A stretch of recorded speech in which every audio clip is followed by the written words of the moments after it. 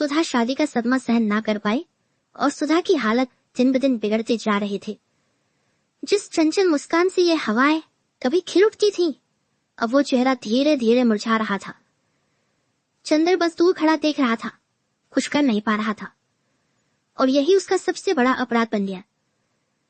सुधा ने खाना पीना छोड़ दिया था।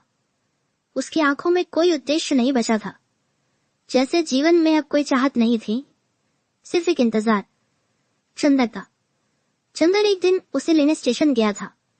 वो सुधा जो सब कुछ भूल चुकी थी, चुपचाप उसके साथ चल दी, लेकिन इस चुप्पी में बहुत कुछ दफन था। वो बीते हुए पलों की चीखें थी। और फिर एक दिन सुधा को गंभीर बुखार हो गया। डॉक्टर ने कहा, अब ज्यादा दिन नहीं है। चंदर के लिए जैसे सब थम गया। सुधा ने धीरे से आंखें खोली। उसकी सांसें डगमगा रही थीं, और फिर उसने वो शब्द कहे जो चंदन के जीवन की सबसे बड़ी चुभन बन गए। मैं झुक नहीं सकती। विनती, यहाँ आ।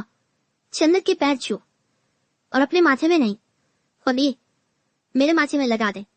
वो क्षण जब चंदन रो भी नहीं पाया, उसने बस सुधा की आंखों में देखा, और सब कुछ टूटता चला गया।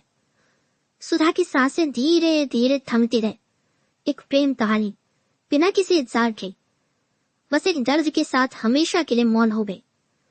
चंदन में सुधा की अस्थियां गंगा में प्रवाहित थी, जैसे वो अपनी आत्मा को बहा रहा हो। उसने किसी से कुछ नहीं कहा, बस चुपचाप चला गया, क्योंकि अब कहने को कुछ बचा ही नहीं था।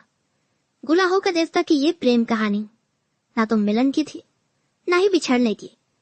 ये उस प्रेम की कहानी थी जो हर सीमा को पार कर गया, जिसने अपने ही भीतर सीकर सब कुछ सह लिया, और फिर भी कभी किसी से कुछ नहीं कहा।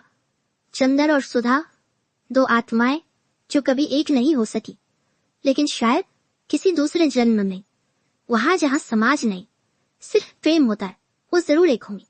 चंदर को याद आया सुधा की हंसी, उसका मासूम गुस्सा, उसकी वो आंखें जो हर सवाल का जवाब थी। आज उसके पास सब कुछ है सिवाय सुधा के।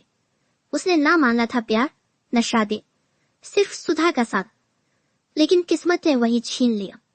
और अब हर शाम जब चंदर अकेला बैठता है, उसकी आंखें एक ही सवाल करती है, क्या प्यार सिर्फ पाने का नाम है, या फिर प्यार वो होता है जो पूरी जिंदगी किसी की यादों में जिया जाए। सुधा चले गए, लेकिन चंदन के अंदर अब भी वही लड़की जिंदा है, जिसे वो कभी दिल से जुदा कर ही नहीं पाए। कभी कभी इश्क मुकम्मल नहीं होता, बस अमर हो जाता है।